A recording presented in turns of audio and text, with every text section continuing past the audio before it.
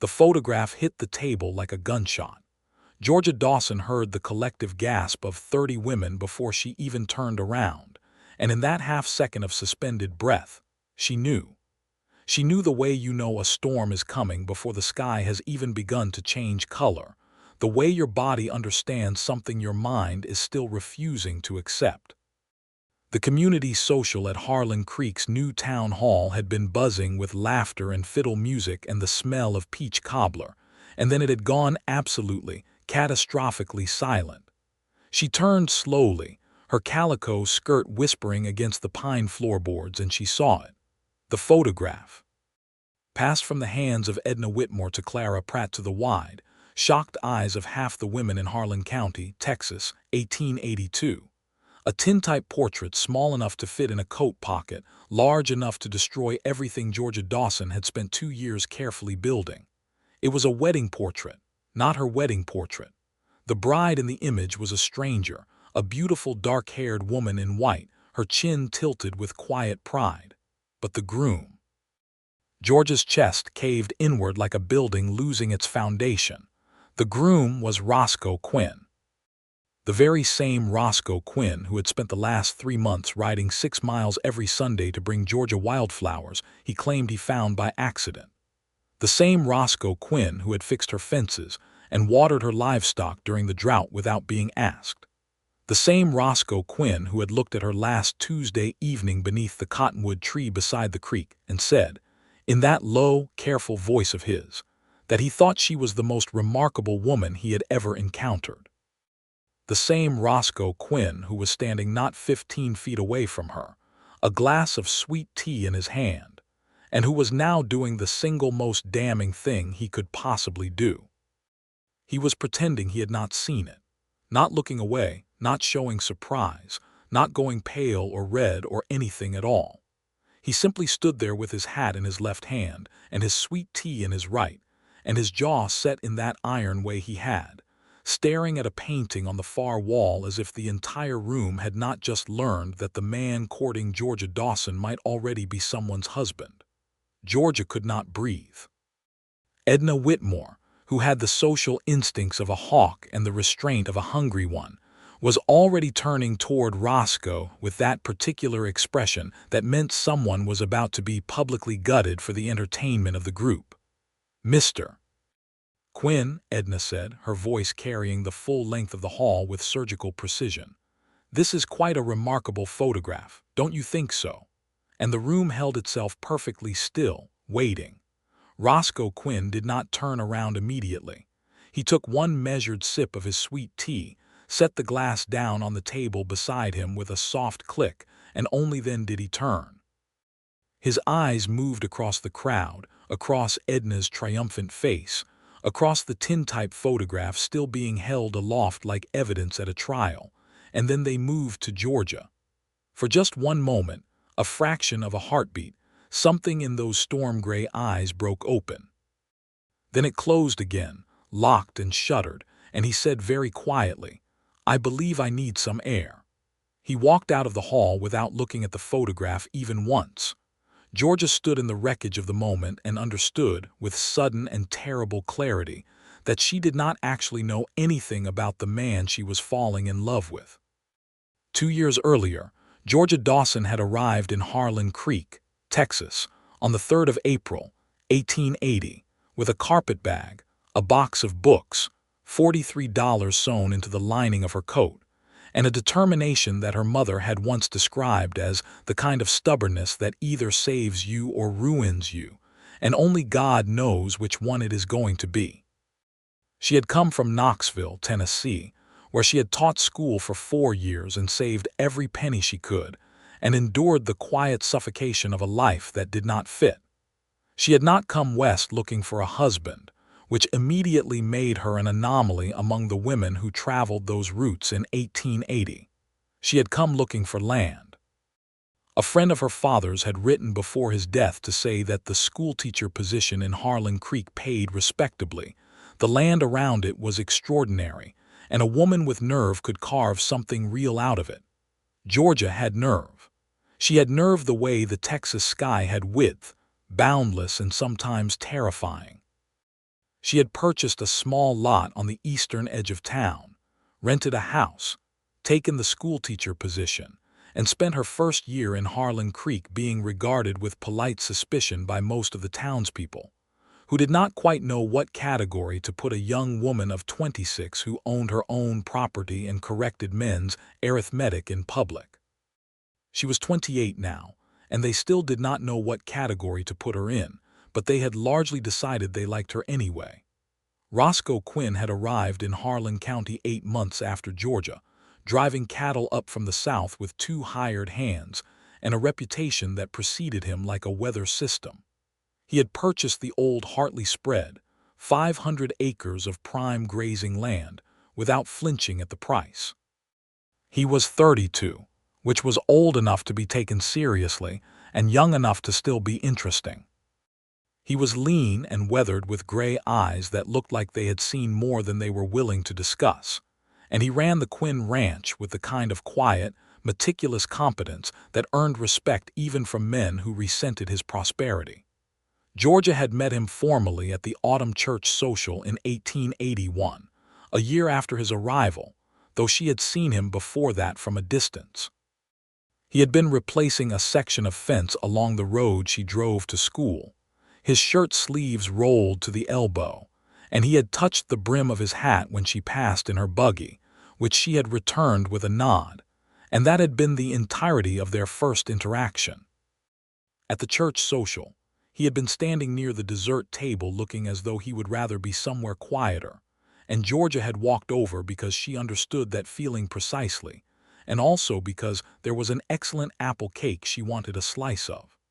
They had talked for 20 minutes about the drought conditions, and then, surprisingly, about the works of Ralph Waldo Emerson, because it turned out Roscoe Quinn had a copy of Essays in his saddlebag and had read it 3 times. Georgia had gone home that evening thinking she had perhaps met the most unexpectedly interesting man in Harlan County. The courtship that followed was not the sweeping, dramatic kind that filled the serialized romances Georgia sometimes read by lamplight. It was quieter than that, and in some ways more potent for it. Roscoe came by on Sundays.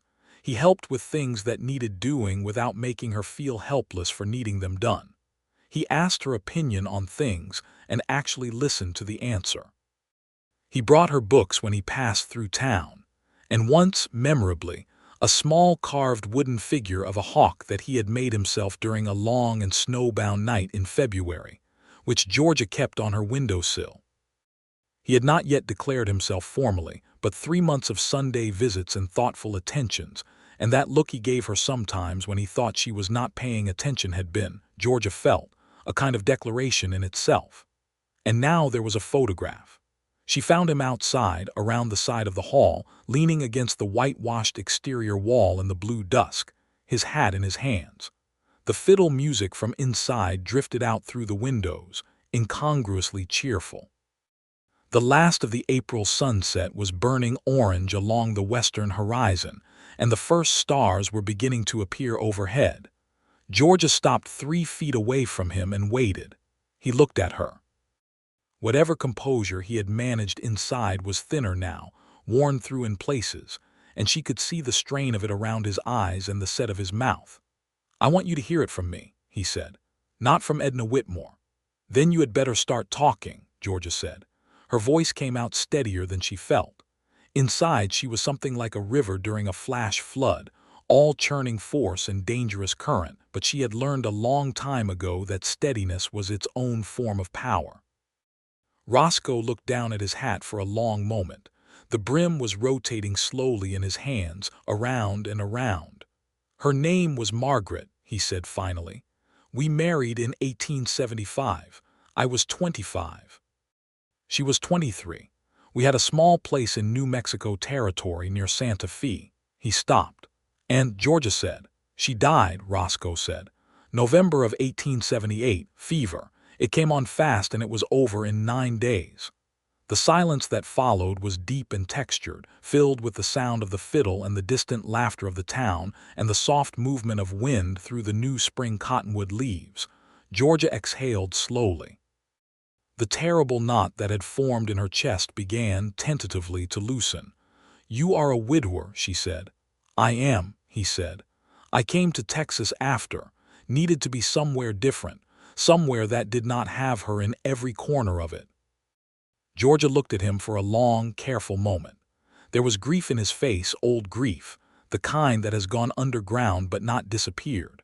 There was also something else, something rawer, that she identified as the specific shame of a private person who has been forced into public exposure. "Then why," she said carefully, "did you pretend not to see the photograph?" He looked up at her then, fully, those storm-gray eyes direct and unguarded in a way she had rarely seen from him. "Because the moment I acknowledged it," he said, "it became a conversation for Edna Whitmore and every woman in that room instead of a conversation between you and me. And you deserved better than that." Georgia stood with that for a moment. The anger that had been coiling through her since the moment of the collective gasp began to reorganize itself into something more complicated. "You should have told me yourself," she said, "before tonight." "Yes," he said simply, "I should have." It was the lack of excuse that undid her slightly. She had expected defense or deflection or the elaborate self-justification that men of her experience tended to deploy when cornered. Instead, he had given her 2 words of plain acknowledgement. "How long did you have together?" she asked. 3 years, he said. "She was a good woman, brave. She deserved more time than she got." "I am sorry," Georgia said.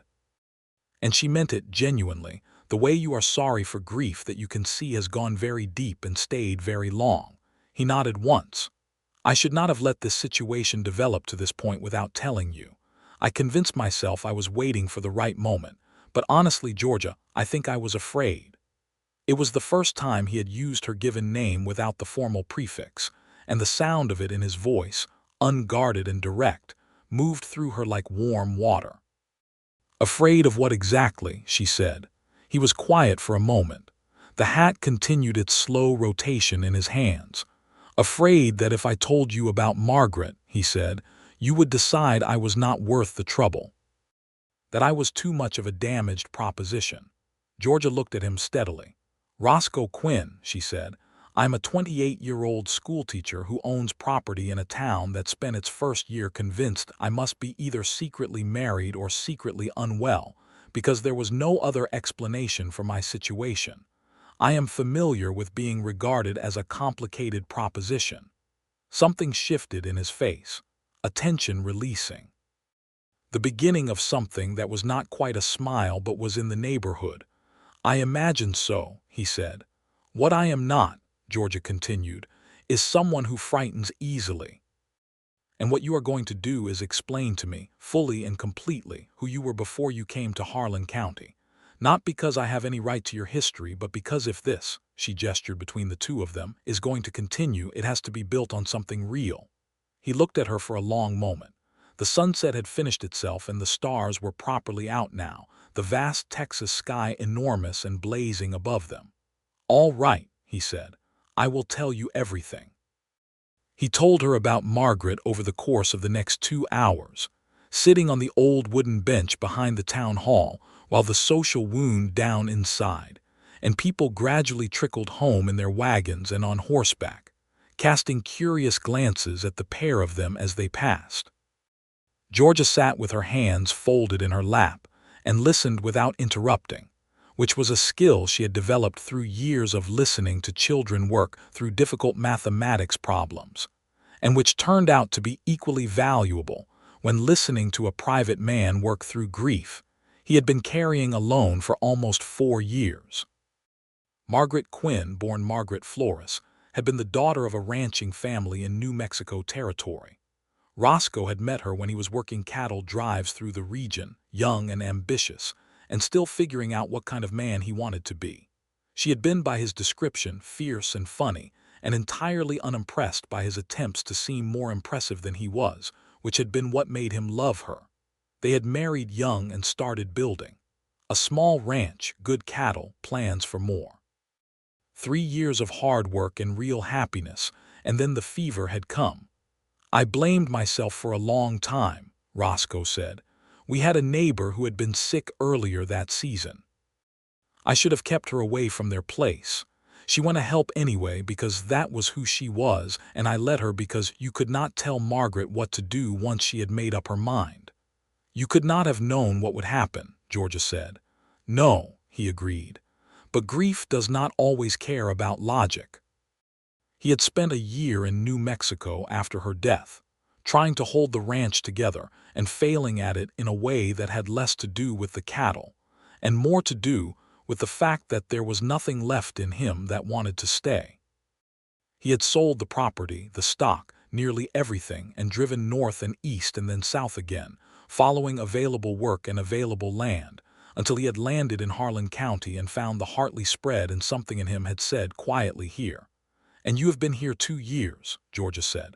"A little over," he confirmed.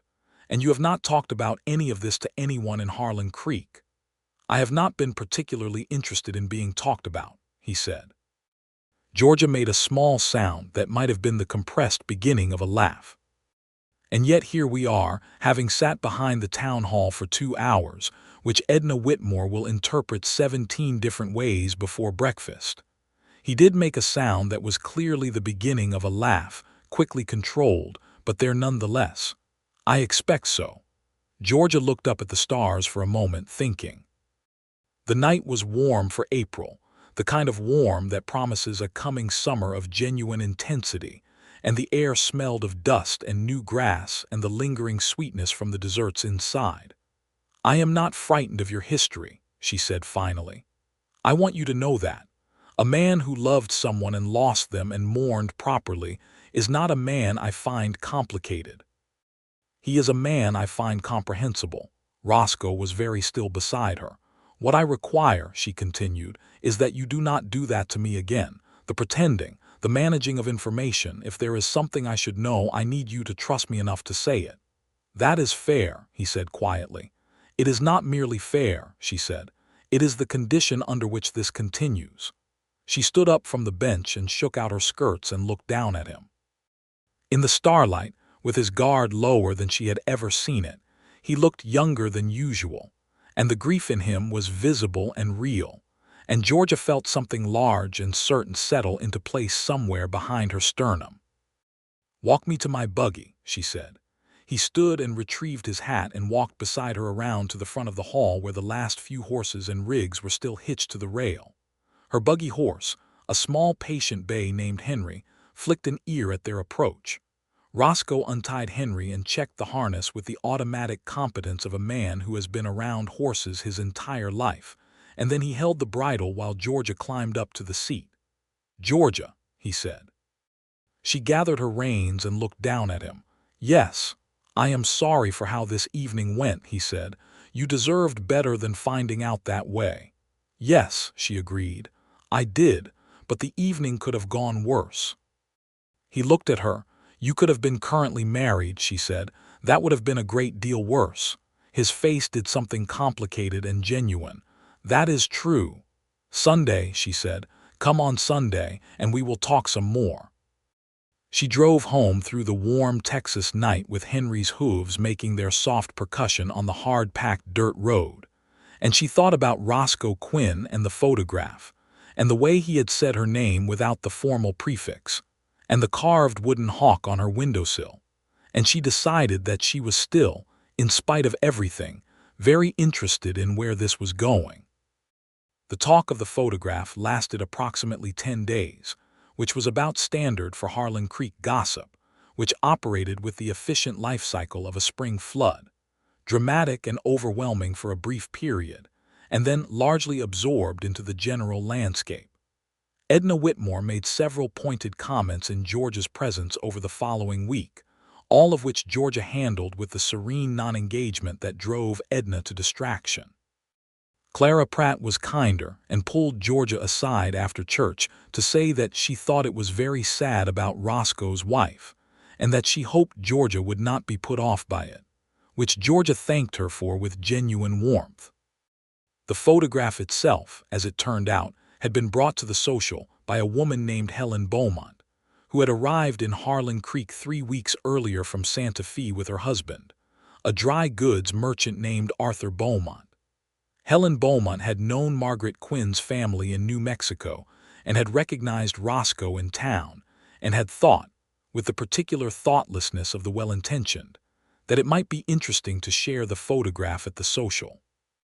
Georgia ran into Helen Beaumont at the general store on the Wednesday following the social, and the two women regarded each other with the frank appraisal of two people who both understand exactly what the other one is thinking. "I did not intend any harm," Helen said. "No," Georgia agreed.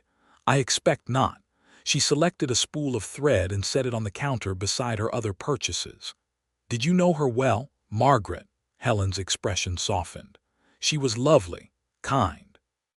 Her family was devastated when she passed." She paused. "He was not the same after, from what people said. He left not long after the funeral." "He came here," Georgia said. "Yes." Helen looked at her carefully. "He was good to her.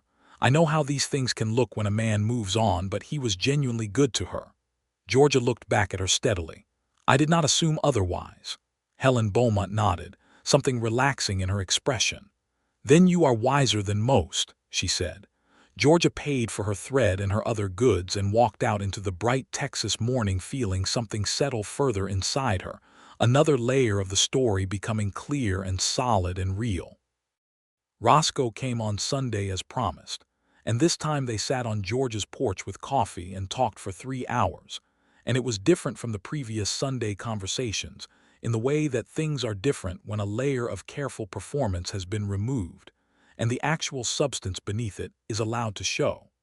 He told her about his childhood in Kansas, a farmer's son who had gone west at 17 with nothing but a strong back and a genuine gift for working with cattle.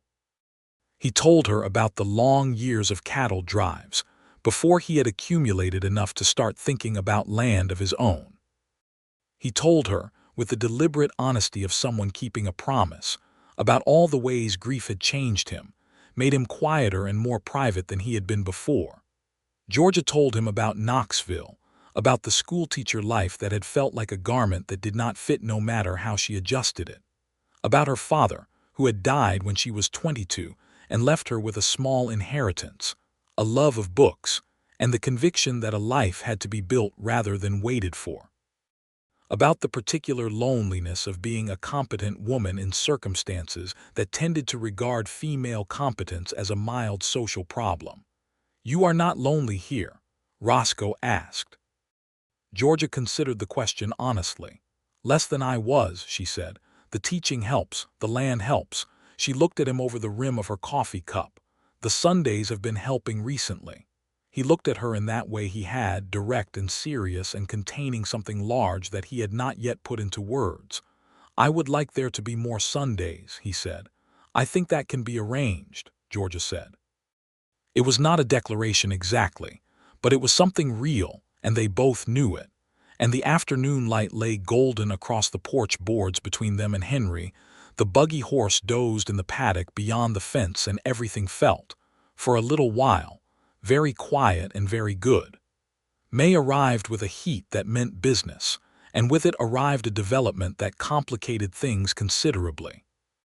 His name was Carter Reed, and he rode into Harlan Creek on a Tuesday afternoon in the second week of May with a string of 4 horses and a letter of introduction to the town council from a land development firm out of Fort Worth. He was handsome in a deliberate, constructed way, with blonde hair and a very white smile, and the kind of easy manner that some people found charming and other people, Georgia among them, found slightly alarming. He took a room at the Harlan Creek Hotel and began making himself known around town with an efficiency that suggested professional practice. He explained to anyone who would listen, representing a consortium of investors interested in purchasing large tracts of land in Harlan County for development purposes.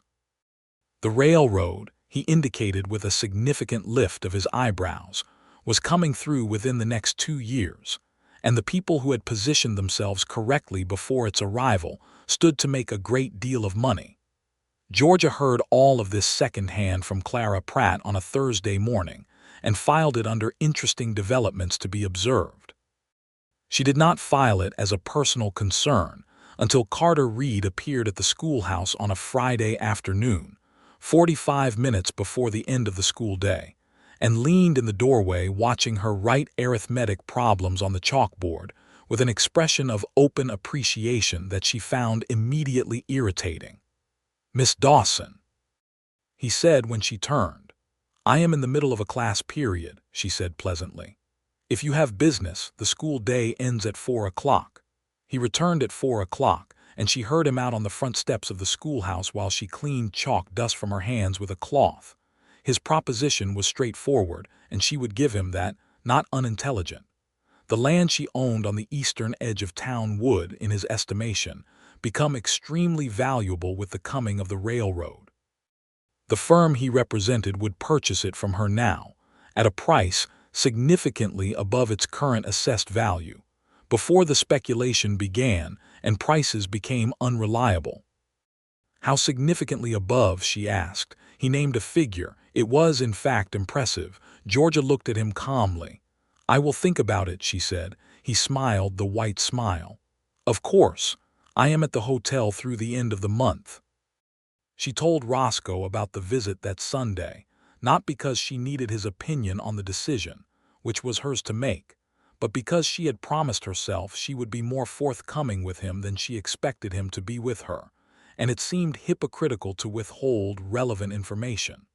Roscoe's reaction was more measured than she expected. He was quiet for a moment after she finished, turning his coffee cup in his hands. "He has been to see several of the ranchers as well," Roscoe said, "offered to buy sections of the larger spreads."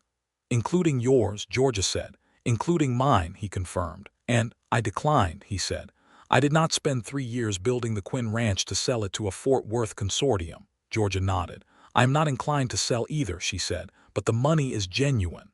"The money is genuine," Roscoe agreed. "Carter Reed is also genuine. He is good at his business." "That does not mean his interests and yours align." Georgia looked at him. "You know him." A brief pause. "Not personally, but I know the type of operation he runs. I have seen it before in New Mexico and before that in Kansas.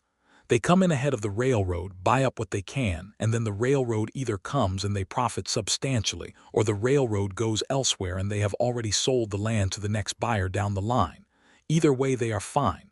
The original landowners are sometimes less so." "That is useful to know," Georgia said.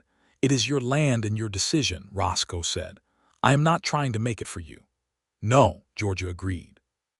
"But you are trying to give me complete information, which is different, and I appreciate it." He met her eyes. "Something we both apparently needed to work on," he said.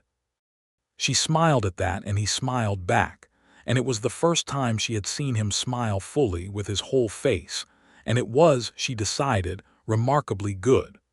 Carter Reed, it developed, was not simply interested in purchasing land. He was also, with an efficiency that Georgia found less admirable than his business acumen, interested in Georgia herself. He appeared at the schoolhouse again on a Wednesday with a small bunch of wildflowers that he had clearly purchased rather than found, and he invited her to dinner at the hotel restaurant with the easy confidence of a man who is accustomed to being said yes to. Georgia said no, politely.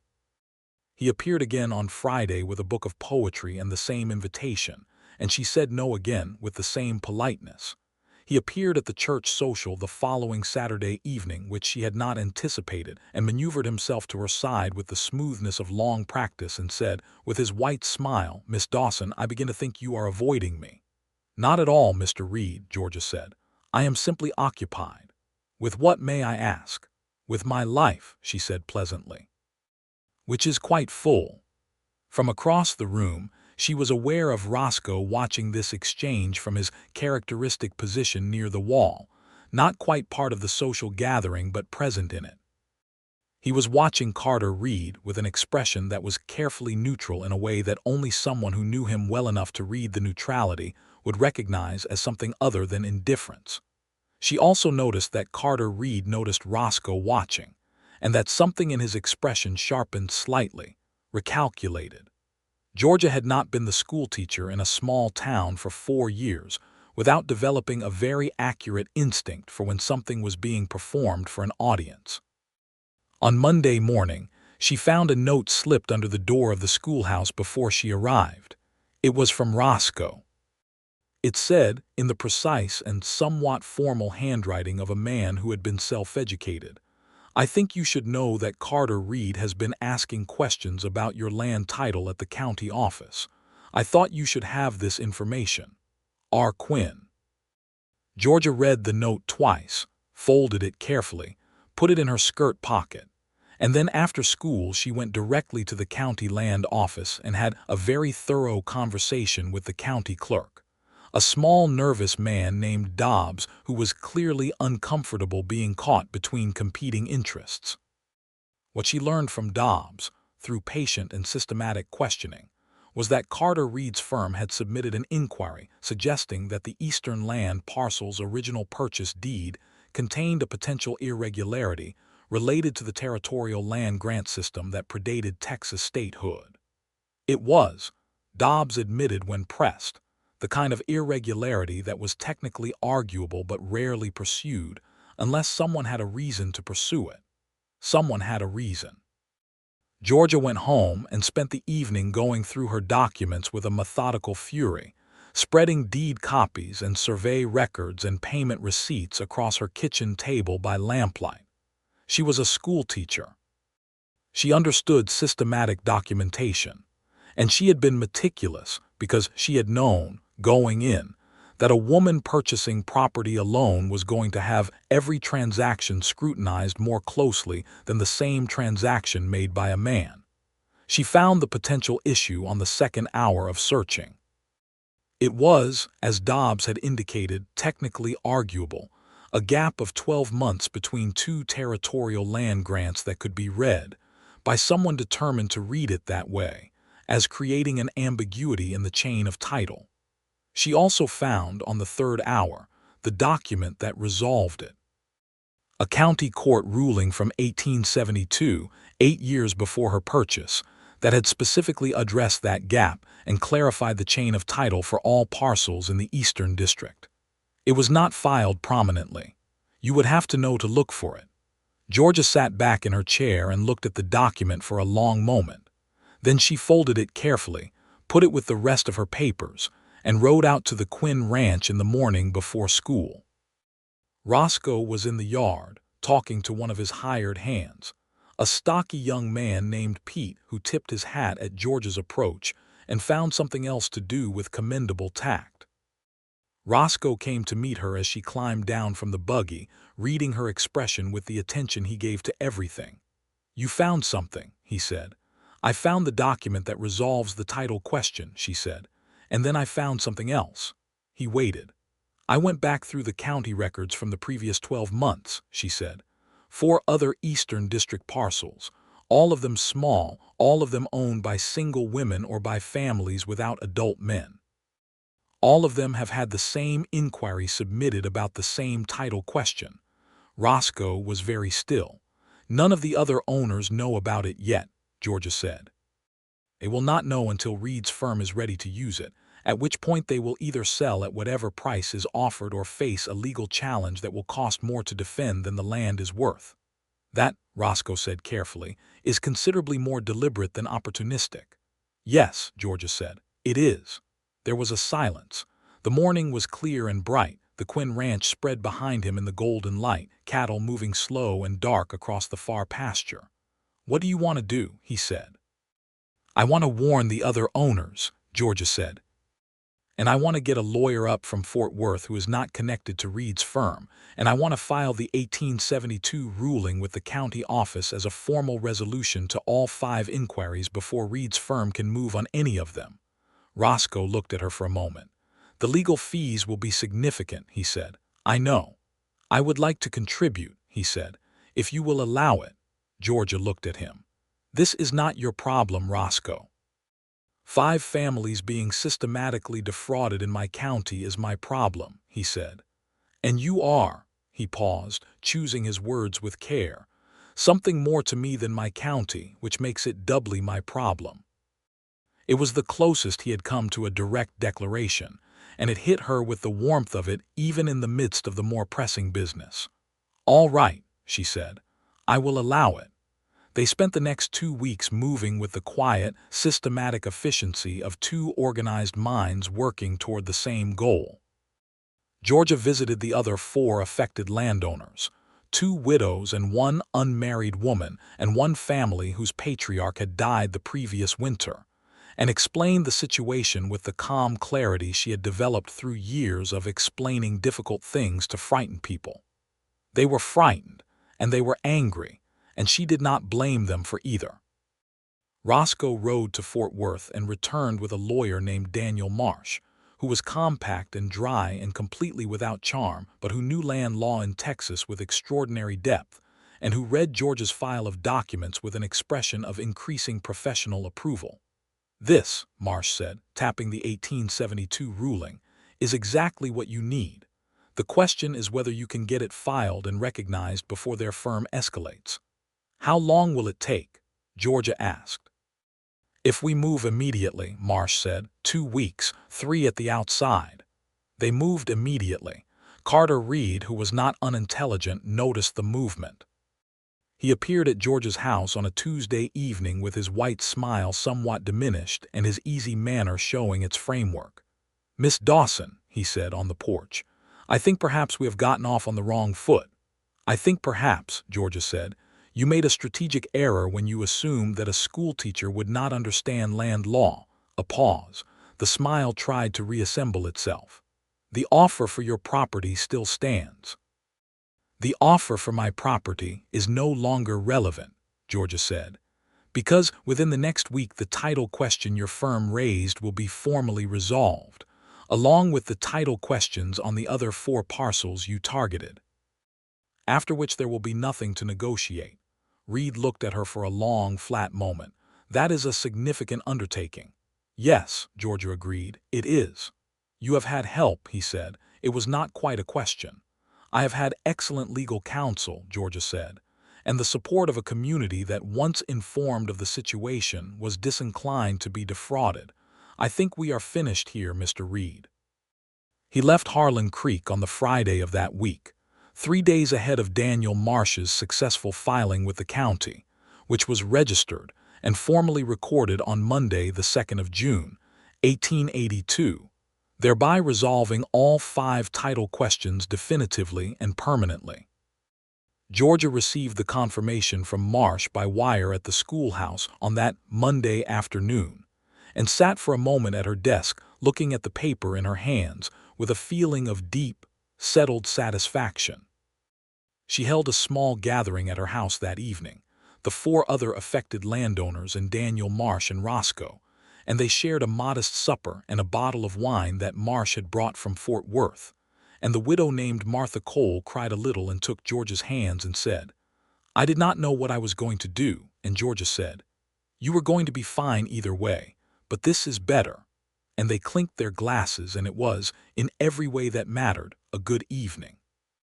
After the others had gone, Roscoe helped her carry the dishes inside, which she found touching in a way that she did not try to analyze too closely, and they stood in her kitchen in the lamplight, and she felt the particular quality of ease that had developed between them over the last months, the easy, comfortable warmth of 2 people who have been through something difficult together and come out on the right side.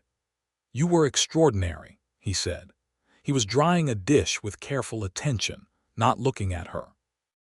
"We were effective," Georgia corrected. "You were extraordinary," he repeated, and this time he did look at her, and the lamp was warm and the kitchen was small, and she was very aware of the distance between them and how it felt entirely insufficient. "Roscoe," she said. "I would like to say something," he said. "If you will let me." She waited. He set the dish down and the cloth beside it and looked at her with the full directness of his storm-gray eyes. "I have been careful with this," he said, "because the last time I loved someone and lost them, it took me a very long time to find my way back to anything resembling a life worth living, and I did not want to move quickly and find I had misread something important." George's heart was doing something large and unsteady. "I have not misread anything," he continued. You are the most courageous, most capable, most genuinely remarkable woman I have ever met, and I find that I am in love with you. I wanted to say it plainly so there is no ambiguity.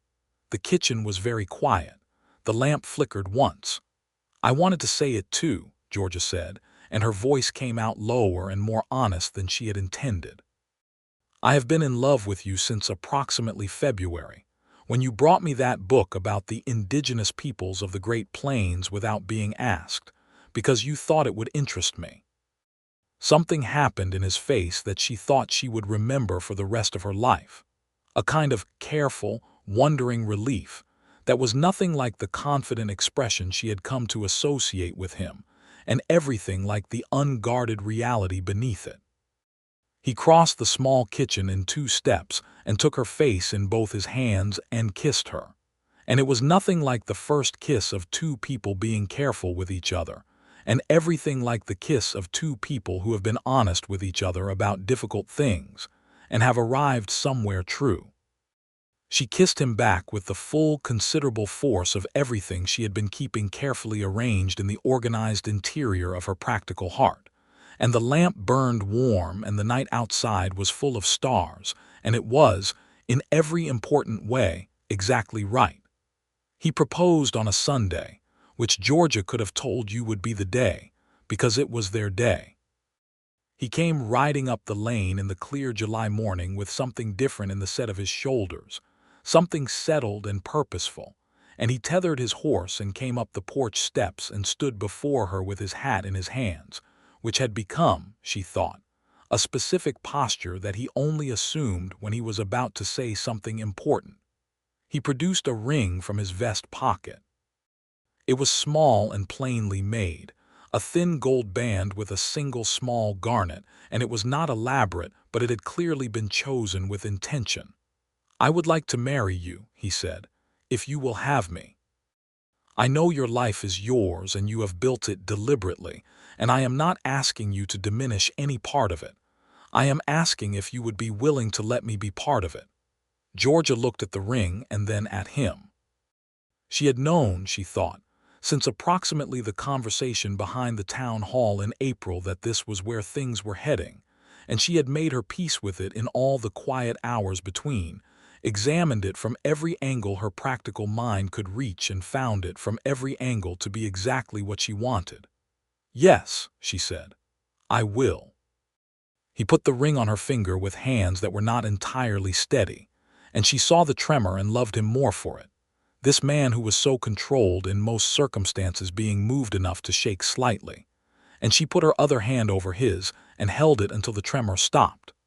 They were married in September of 1882 at the Harlan Creek church, on a morning that the weather cooperated with entirely clear blue sky and enough breeze to keep the heat manageable. Georgia wore her best dress, a deep green wool that Roscoe said brought out the hazel in her eyes, and carried a small bunch of wildflowers that Roscoe had actually found, genuine wildflowers from the creek bank, not purchased. Half the town came, including Edna Whitmore, who cried in the front pew with a sincerity that Georgia found somewhat surprising and entirely touching. Helen Beaumont was there too, she and her husband Arthur having settled in Harlan Creek with every indication of permanence.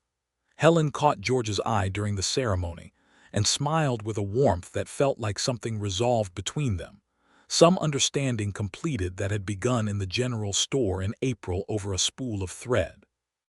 Martha Cole and the other women who had been threatened by Carter Reed's scheme stood together in a group near the left side of the church, and when Georgia walked back down the aisle as Mrs. Quinn, she caught Martha's eye, and Martha pressed her lips together in a smile that was about considerably more than a wedding. Roscoe's hired man, Pete, stood with his hat in his hands and looked moved in the inarticulate way of young men at weddings. And Daniel Marsh had made the trip from Fort Worth because, he said, he rarely had clients worth the journey, and Georgia Dawson, now Quinn, was definitively worth the journey. The reception was held in the same town hall where the social had been, where the photograph had surfaced, where all of it had started, and Georgia noticed when they walked in that Roscoe took in the room with a particular quality of awareness, and then settled into the celebration with a deliberate ease, as if he were choosing to replace one memory of this hall with another. She pulled him aside for a moment near the dessert table, which felt appropriate, and looked up at him. "All right," she said. He knew immediately what she was asking. "All right," he said, and she could see it clearly. They danced, which was not something she had known him to do before, and he was careful and slightly stiff about it in the way of a man who has decided to do something outside his comfort because it matters to the person he loves. And Georgia found this enormously endearing and told him so quietly while they turned in a slow circuit of the hall. "I will improve with practice," he said, with a dryness she loved. "You absolutely will," she agreed, and laughed.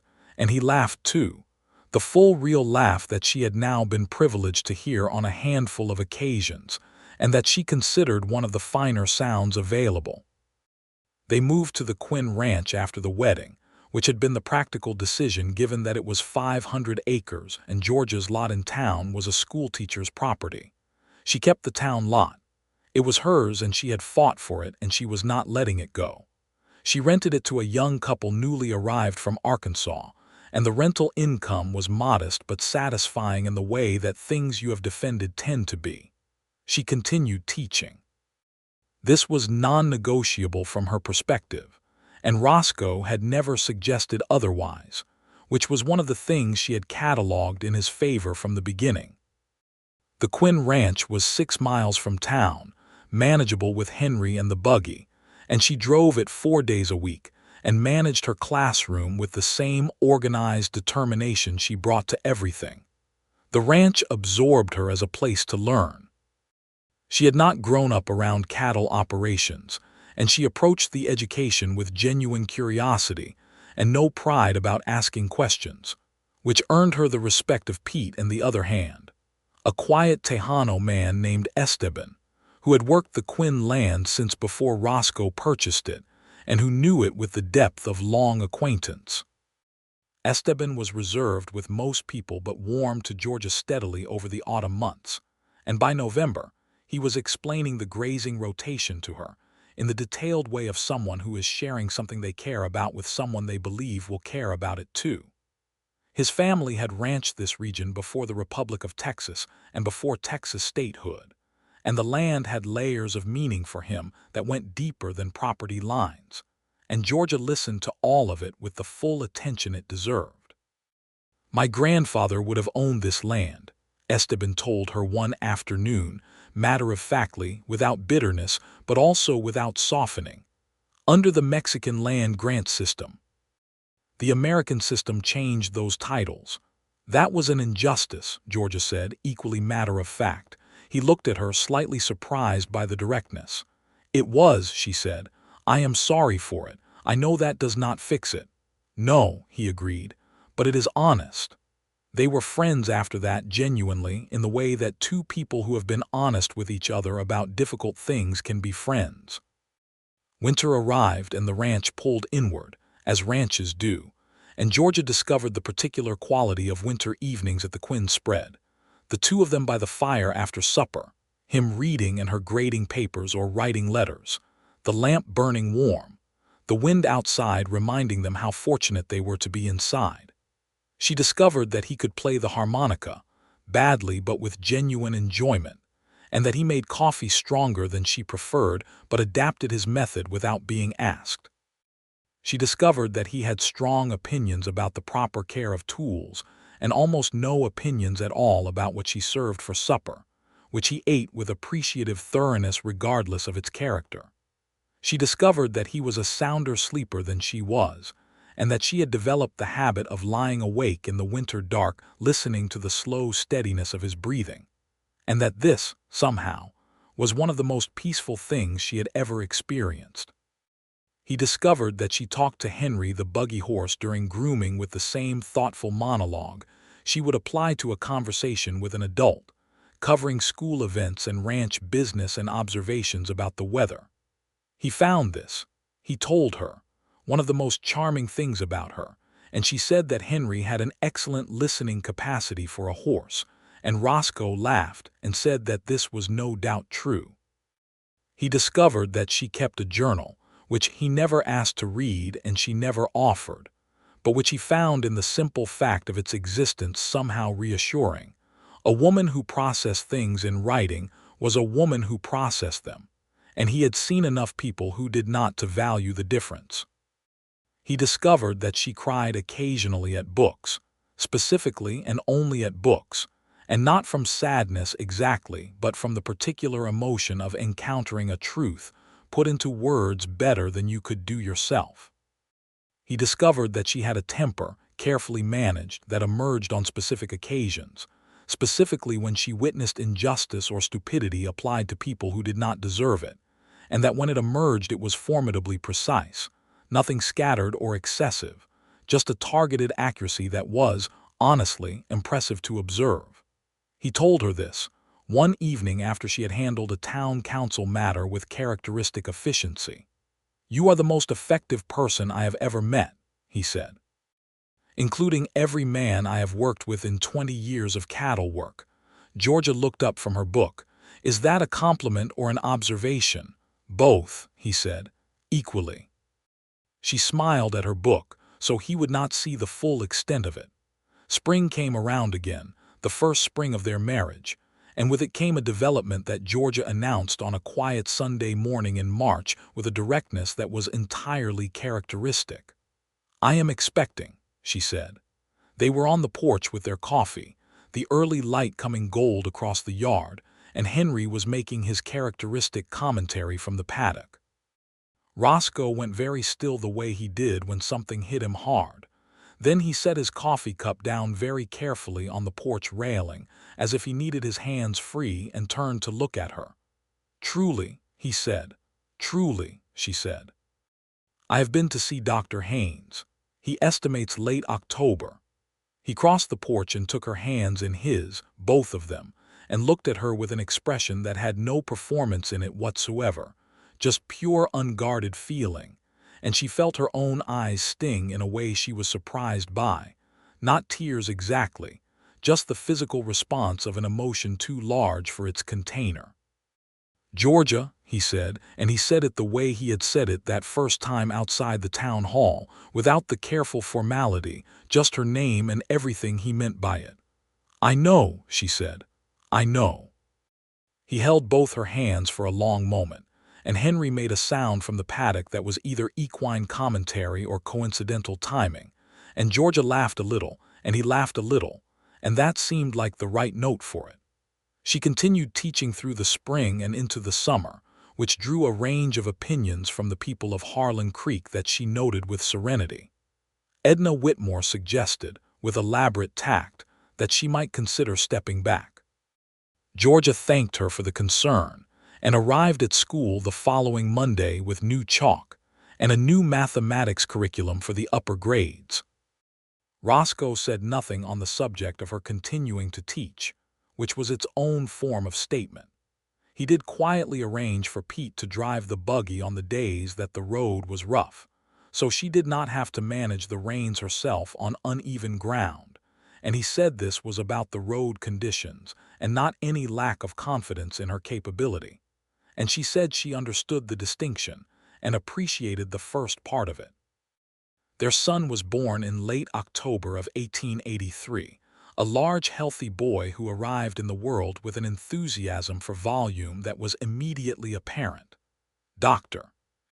Haynes attended, and Clara Pratt helped, and Roscoe paced the front room with a controlled urgency that Pete, who had been sent outside, could hear through the walls. When Haynes came out and told him he had a healthy son and his wife was well, Roscoe stood completely still for 3 full seconds and then said, very quietly, "Thank God." And Pete said he had never heard those 2 words carry that particular weight in all his life. They named the boy Thomas James Quinn, Thomas for Roscoe's father and James for George's, and he was from his first moments a person of determined character, who seemed to have inherited something from each of his parents in proportions that made the combination lively. Georgia returned to teaching in January, having arranged a schedule with the school board that allowed for a period of adjustment. This negotiation had required the specific combination of reasonableness and immovability that she had developed over years of dealing with institutional structures, and it produced an arrangement that she was satisfied with, and that the school board had agreed to with the air of men who have understood that the discussion is complete. Roscoe and Georgia's life at the Quinn Ranch settled into the particular rhythm of a functioning partnership, which was different from the romantic conception of marriage but, Georgia thought, considerably more sustaining. They disagreed occasionally, specifically about the merits of a new cattle variety Roscoe was considering and about the proper organizational system for the kitchen shelves, and they argued with the directness of two people who respect each other enough to say what they actually think, and reached resolutions that generally incorporated both perspectives in ways that improved on either one alone. Thomas was an energetic, curious child who developed an early and serious interest in horses that delighted Roscoe and a parallel interest in the books on Georgia's shelves that delighted Georgia, and an apparently limitless tolerance for the company of Esteban, who taught him the names of the plants and birds of Harlan County in both English and Spanish, with the patient thoroughness of someone passing on something important. The years that followed moved with the quality that good years have, not slow exactly, but full, each one containing enough substance that looking back it seemed impossible they had been only 12 months. In 1885, Helen Beaumont's daughter was born with a complication that required the doctor from 2 counties away to be sent for, and Georgia organized the logistics of this with a calm efficiency that got the doctor there in time, and that Helen never forgot. Their friendship deepened after that into something real and lasting, built on shared experience and mutual respect, and the particular bond of women who have been honest with each other about difficult things. In 1886, there was a drought of the kind that threatened to break the smaller operations in the county, and Roscoe managed the Quinn Ranch through it with the careful expertise that had come from years of reading land and weather, and they survived it where some did not. And Roscoe spent considerable time that year doing what he could to help the ranchers who were closer to the edge, lending equipment and providing informal credit without making anyone feel the debt of it more than necessary. Georgia watched this and thought, not for the first time, that the man she had married was better than she had originally assessed, and she had initially assessed him quite highly. She told him this one evening during the drought summer when they were sitting on the porch in the late heat watching the brown pastures and the worried cattle and the stubborn cloudless sky. "You are a good man," she said. "I want you to know I am aware of it." He looked at her. "I am trying to be," he said. "You are succeeding," she said. "I have high standards for the assessment and you are succeeding." He reached across and took her hand where it rested on the porch rail, and they sat like that in the dry evening watching the sky for any sign of clouds, and eventually the clouds came. Their second child arrived in 1887, a girl they named Ellen Margaret, the Margaret deliberate George's suggestion, offered quietly one evening and accepted by Roscoe with a quality of feeling that went beyond words. "Are you certain?" he had asked. "She was part of who you are," Georgia said simply, "and who you are is worth honoring, all of it." He had not been able to speak for a moment, and she had given him the silence without filling it, which was one of the gifts she had learned to give him. Ellen Margaret Quinn arrived in the spring with her father's gray eyes and her mother's already evident stubbornness, and a disposition that was so cheerful it seemed almost biological, as if she had decided in the womb to approach the world with enthusiasm and had not since been given reason to revise the policy. Thomas, who was 4, regarded his sister with the careful suspicion of a firstborn confronted with competition for resources, and then she grabbed his finger in her newborn grip and looked at him with those gray eyes, and he was, from that point, entirely devoted. The Quinn household expanded further that year when Esteban's younger brother came up from the south looking for work, and Roscoe hired him without hesitation, and Georgia put together a proper room for him in the bunkhouse, and made sure he understood that her supper table was available to him, whenever he wanted it. which he received with the same careful dignity his brother showed, and which gradually, over months, relaxed into the comfort of a man who has understood that his welcome is genuine. 1888 brought the railroad, which Carter Reed had been correct about in the fundamental fact of it while being wrong about everything that mattered. The Harlan Creek spur opened in the autumn and changed the character of the town with the efficiency of all such arrivals, bringing new people and new goods and new possibilities and new complications in roughly equal measure. Georgia's eastern lot became genuinely valuable, as Reed had predicted, and she rented it at a substantially higher rate and used the additional income to endow a small library fund for the Harlan Creek School, because there was no more appropriate use she could think of for money that had been the subject of a fraudulent attempt and had come out on the right side of it. The library, modest at first, a single bookcase in the back corner of the school with a rotating stock of donated and purchased volumes, became one of the things she was most proud of in her years at Harlan Creek. She organized it with the enthusiasm of a person fulfilling a long-held intention, and it grew steadily, and she watched children approach it with the particular quality of wonder she recognized from her own childhood, and felt a satisfaction that was clean and uncomplicated. Roscoe donated to the library fund without being asked and with more than was expected, and when she raised an eyebrow at the amount, he said, "Books matter." "I know this personally," and she said. "You got it from Emerson," and he said. "I did." And they shared a look that contained the entirety of the dessert table conversation at the church social in 1881 in compressed and fond form.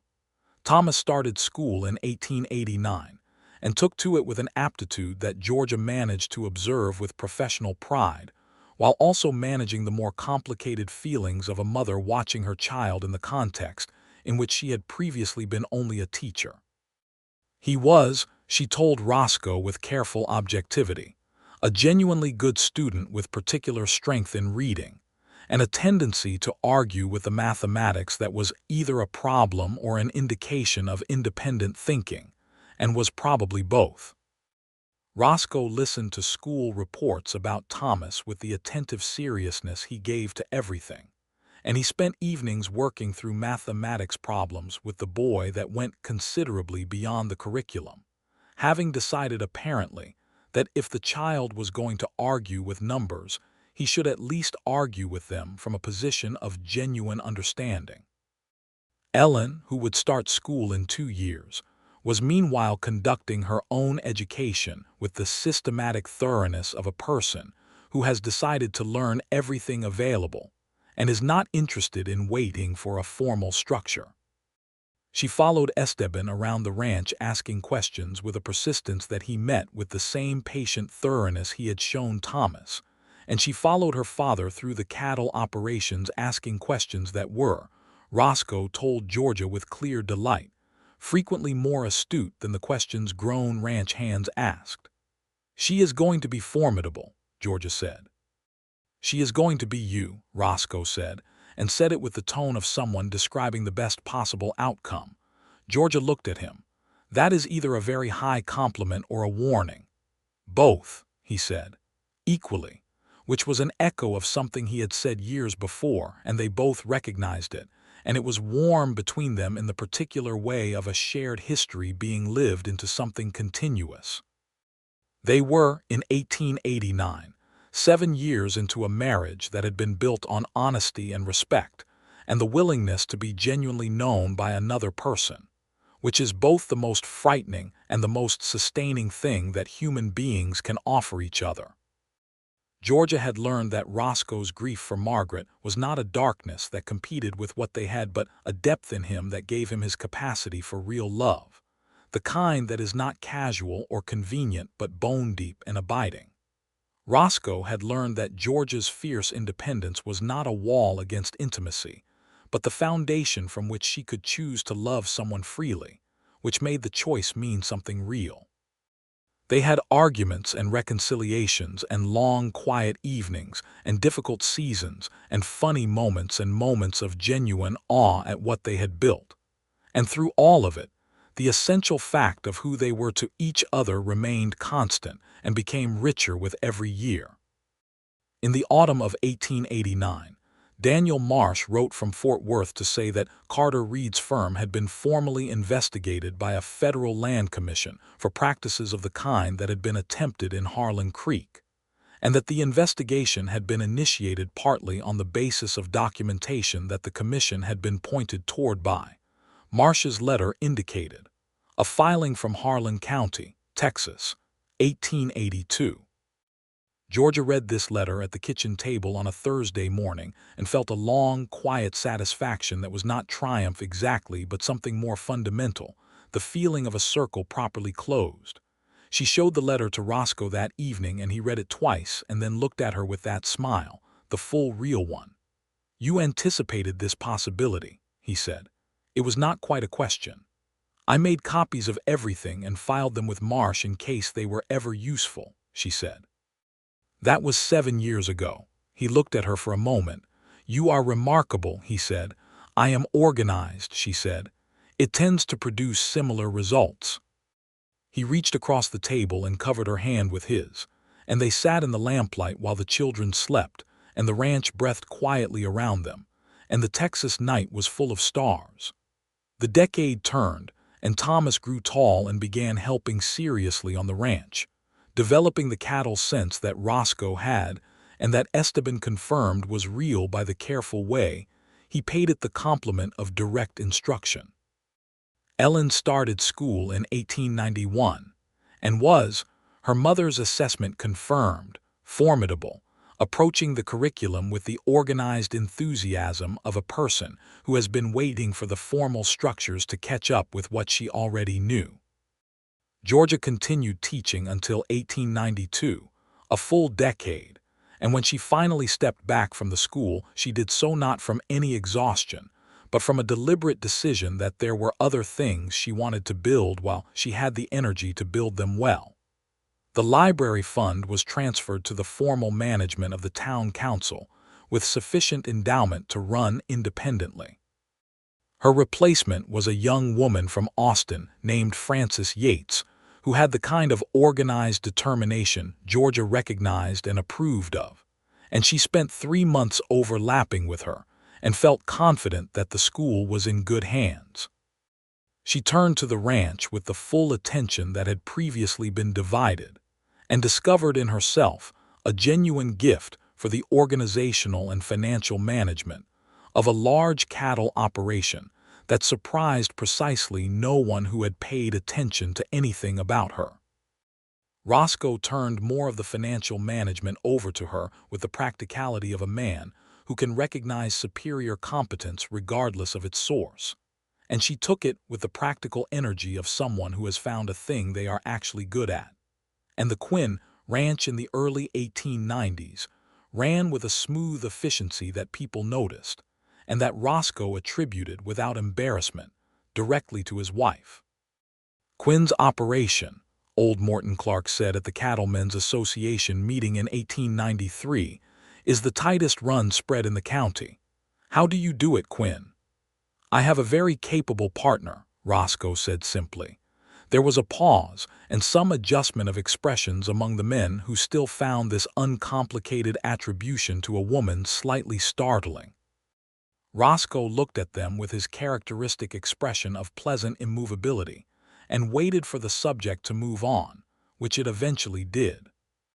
In 1894, a third child arrived, another boy they named William Esteban Quinn, the middle name chosen because Esteban had been part of this family in all the ways that mattered for 12 years and Georgia had suggested it, and Roscoe had agreed immediately, and Esteban, when informed, had gone very quiet in the way of a man receiving something he had not known to expect and had not been sure he deserved, which was not accurate but was what he felt. And Georgia had put her hand briefly on his arm and said, "You have been here," and he had nodded, and that was sufficient. William was a different temperament again, quiet and watchful like his father, with his mother's hazel eyes and his mother's precision, and he turned out to be the child who sat longest with the books and listened hardest to Esteban's knowledge of the land, and came out with observations that surprised everyone. The Quinn Ranch grew through the mid-1890s as Roscoe added acreage where it became available and improved the breeding stock with the careful patience of a long-term vision. The railroad had made the cattle business both more profitable and more competitive, and navigating that balance required exactly the combination of practical experience and financial acuity that the two of them together could produce. They were good years, rich years, years that had enough difficulty in them to keep the texture real, but enough abundance to allow for genuine gratitude.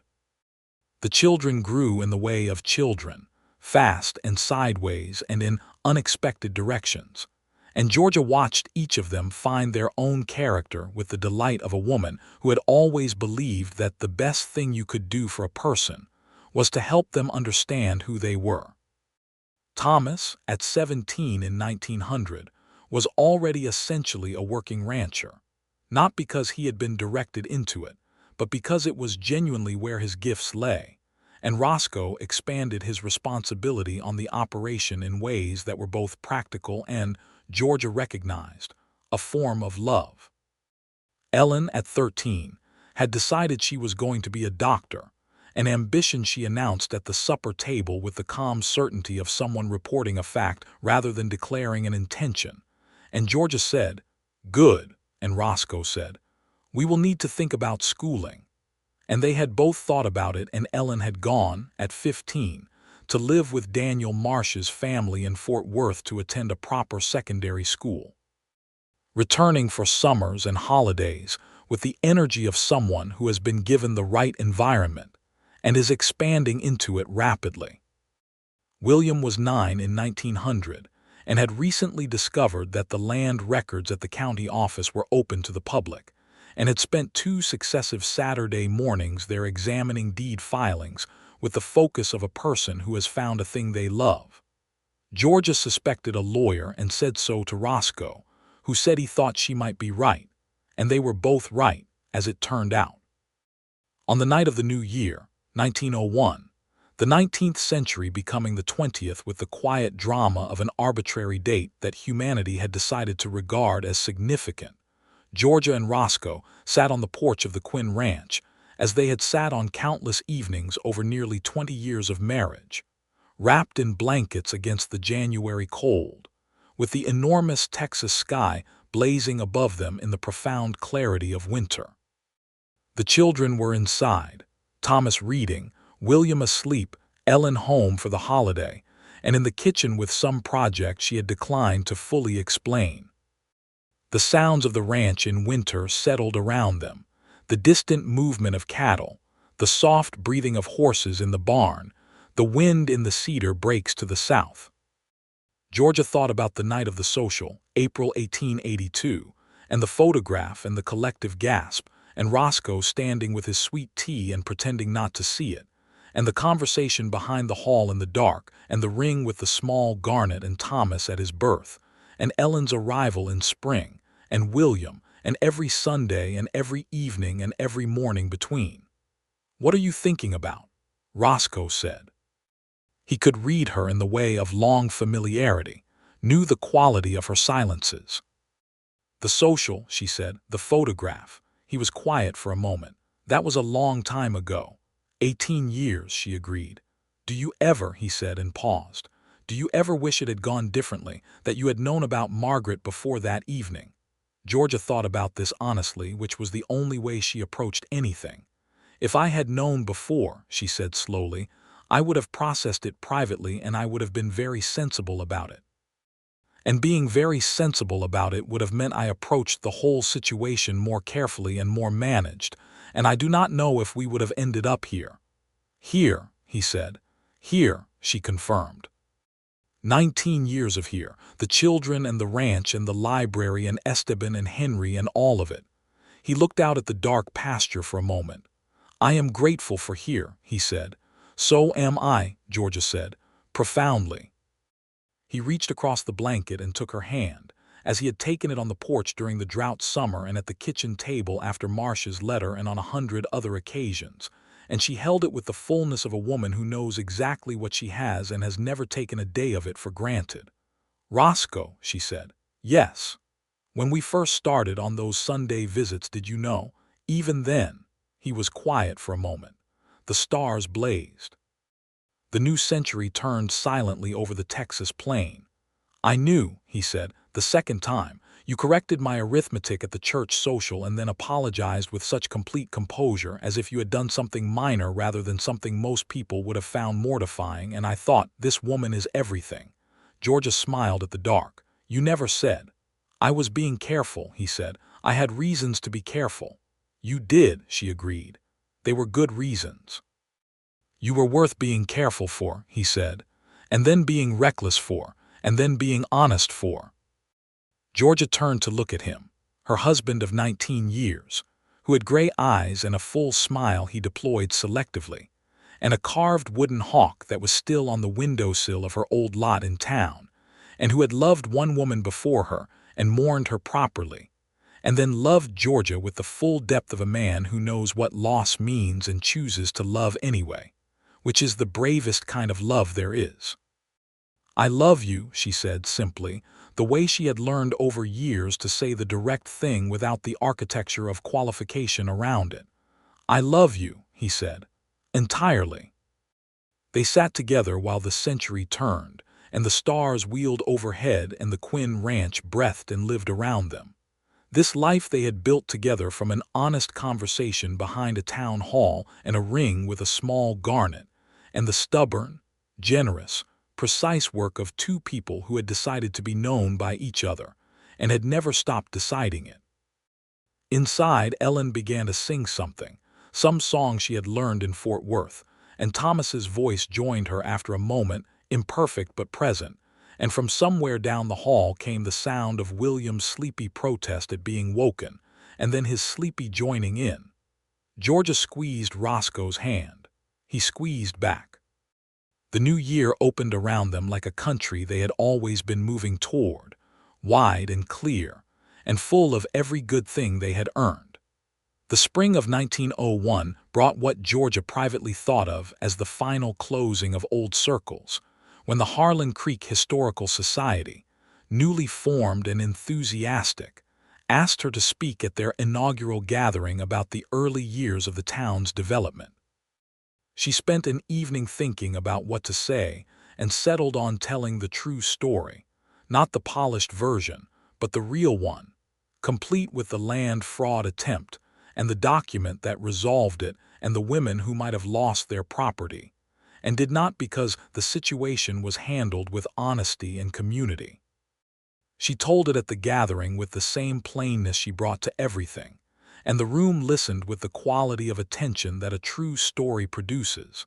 And afterward Martha Cole, who was white-haired now but still sharp and present, came and took both of George's hands and said, "I have wanted to properly thank you for 19 years."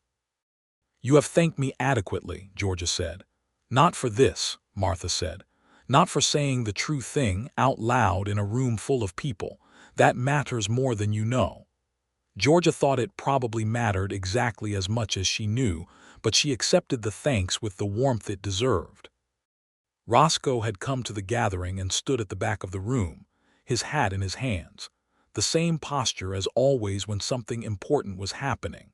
And when Georgia finished speaking, and the room responded with the kind of genuine, warm appreciation that is different from social applause, she found his eyes across the crowd and saw in them, as clearly as she had seen anything in her life, exactly what they had always contained for her. She crossed the room to him when the gathering began to break up, and he offered her his arm in the formal way he sometimes defaulted to in public, and she took it, and they walked out into the April evening, the same April season as all those years ago, the cottonwoods leafing out along the creek, the sky that perfect pale blue of the Texas spring. "Well," he said. "Well," she agreed. 17 more years of Sundays," he said, "give or take." "At minimum," she said.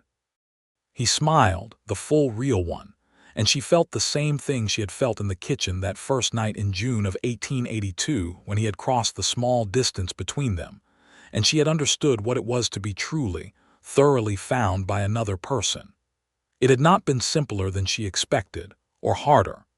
It had been exactly what two honest people, working at it together, could make of the time they were given, which turned out to be something very fine indeed. Thomas would take over the Quinn ranch in time and do it well. Ellen would become a doctor, and she would do it magnificently. William would practice land law, which Georgia thought was exactly right, and he would be known for a scrupulous honesty that people who knew his mother found immediately unsurprising. And Georgia Dawson Quinn would be known, in Harlan Creek and in the surrounding county, for the rest of her long life, as the woman who had built something real from the ground up and defended it and shared it and filled it with people she loved, which was, all things considered, the finest kind of life that the wide Texas plain had to offer. The photograph, as it happened, was eventually found among Roscoe's things when they reorganized the ranch house in 1902, tucked in the bottom of a wooden box with other papers from his New Mexico years. He did not hide it and did not display it. He looked at it for a moment with the quiet grief that never entirely goes away, and the quiet peace that comes when grief has been properly honored. And he set it on the shelf in the room where they kept the books, and the wooden hawk and the spool of thread Georgia had never actually used, and the other small artifacts of a shared history. Georgia came in later that afternoon and saw it there, and looked at it and thought, as she had thought on that April evening in 1882, of a brave dark-haired woman who had deserved more time, and who had loved a good man well, and whose memory lived in the best parts of the man she had married. And she felt for her, genuinely, across the years, the particular gratitude of one woman for another who has left something worth inheriting. She straightened the photograph on the shelf slightly, so it stood more squarely, and went back to what she had been doing. And the ranch went on, and the years went on, and the love went on, real and daily and chosen, which is the only kind that lasts.